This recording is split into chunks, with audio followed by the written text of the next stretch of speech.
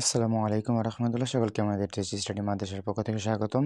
তো আজকে আমরা দাখিল ষষ্ঠ শ্রেণীর কওয়াইদুল লুগাতিল আরাবিয়্যা এই সাবজেক্টের আজকে আমরা ক্লাস শুরু করেছি ইনশাআল্লাহ। ধাপে ধাপে আমরা এটার সম্পূর্ণ বই আমরা ইনশাআল্লাহ শেষ করব। তো প্রথমে আছে আমাদের এখানে যে এই যে তারিফ ও ইলমুস সরফি। তো আজকে আমরা প্রথমে এটা নিয়ে আলোচনা করব। এই যে দেখছেন, তো যারা সপ্তম শ্রেণীতে যারা আছেন তাদের সাবজেক্টটা নিয়েও আলোচনা করা হচ্ছে, আপনারা অবশ্যই দেখবেন। বিসমিল্লাহির রহমানির রহিম।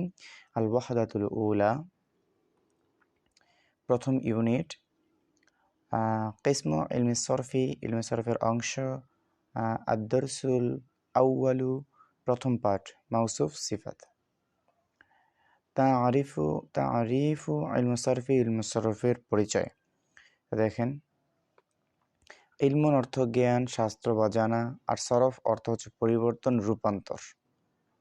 সুতরাং ইলমুস সরফি এটা হচ্ছে মুজাফ, এটা মুজাফে ইলাই, এই জন্য ইলমুস সরফি হয়েছে। ঠিক আছে, এই যে এখানে যে ইলমুস সরফি যেটা কেন হয়েছে মুজাফে ইলাই, এই জন্য আমরা জানি মুজাফে ইলাই কি, যের বিশিষ্ট।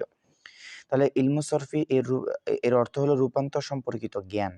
পরিভাষায় ইলমুস সরফ হচ্ছে হুয়া ইলমুম ইউবহাসু ফীহি আন তাহযীলিল কালিমাতি ইলা সুউরি মুখতালিফাতিন বিহাসবিল মা'নাল মাকসুদি। অর্থাৎ ইলমুস সরফি এমন একটি শাস্ত্র যার মাধ্যমে উদ্দিষ্ট অর্থ মোতাবেক শব্দকে বিভিন্ন রূপে ও আকৃতিতে পরিবর্তন করা সম্পর্কে আলোচনা করা হয়। যে সহজভাবে বলি, ইলমুস সরফ হচ্ছে এমন শাস্ত্র যার মাধ্যমে আরবি শব্দের গঠন ও পরিবর্তনের নিয়ম সম্পর্কে জানা যায়। ইলমে সরফ এমন শাস্ত্র যার মাধ্যমে আরবি শব্দের গঠন ও পরিবর্তনের নিয়মাবলী জানা যায়।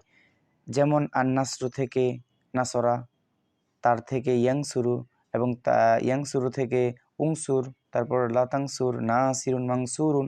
তাহলে এই যে একটা শব্দ থেকে কতগুলো পরিবর্তন হয়েছে, তাই না? এটাই হচ্ছে ইলমুস সরফ, বিভিন্ন শব্দের বিভিন্ন রূপে রূপান্তর। এরপর ইলমুস সরফের আলোচ্য বিষয়।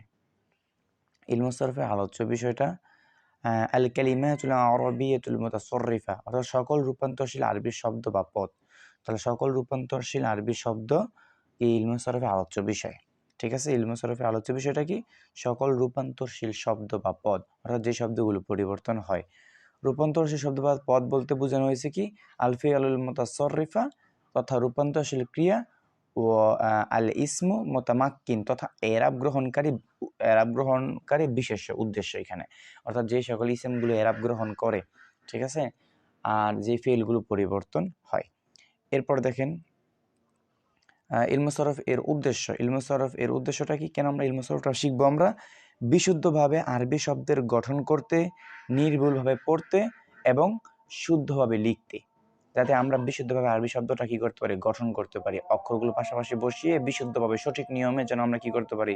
শব্দ গঠন করতে পারি, একটা থেকে আরেকটা। মাঝি থেকে কিভাবে মুজারি তৈরি করতে হবে গঠন প্রণালী অনুযায়ী, তারপর মুজারি থেকে কিভাবে আমল গঠন করতে হবে, হ্যাঁ এইভাবে, হ্যাঁ মুজারি থেকে কিভাবে আমরা ফাইল গঠন করব, এই গঠন প্রণালীর নিয়ম অনুযায়ী আমরা শব্দ গঠন করতে পারবো। তারপর নির্ভুলভাবে আমরা পড়তে পারবো, শুদ্ধভাবে লিখতে পারবো। তো এই আজকে আমাদের ক্লাস। তার তামরিনু মানে অনুশীলনী, 2টা প্রশ্ন দেওয়া আছে। অবশ্যই এই প্রশ্নগুলো উত্তর আপনারা লেখে আমাদের ফেসবুক গ্রুপে পোস্ট করে দিবেন। তো ইলমুস সরফি কাকে বলে? উদাহরণ সহ লিখো। তো উদাহরণ দিয়ে দিবেন, নাসরা ইয়াংসুরু, হ্যাঁ নাসরা বা দরবা, এগুলো দিয়ে দিবেন। ইলমুস সরফের উদ্দেশ্য ও আলোচ্য বিষয় লেখো, যা আমরা এই যে এখানে দেখলাম। এই যে ইলমুস সরফের এটা যে উদ্দেশ্য, এটা হলো উদ্দেশ্য, আর এই যে এটা হচ্ছে আমাদের কি আলোচ্য বিষয়। ঠিক আছে, আর এটা এইখান থেকে আমরা লিখবো। তো আজকে এই পর্যন্তই। পরবর্তী ক্লাসে ইনশাল্লাহ আমরা কালেমা ও তার প্রকার নিয়ে আলোচনা করব। অবশ্যই আপনারা আমাদের সাথে থাকবেন। এই বলে আজকে ক্লাস শেষ করছি। আসসালামু আলাইকুম ওয়া রাহমাতুল্লাহ।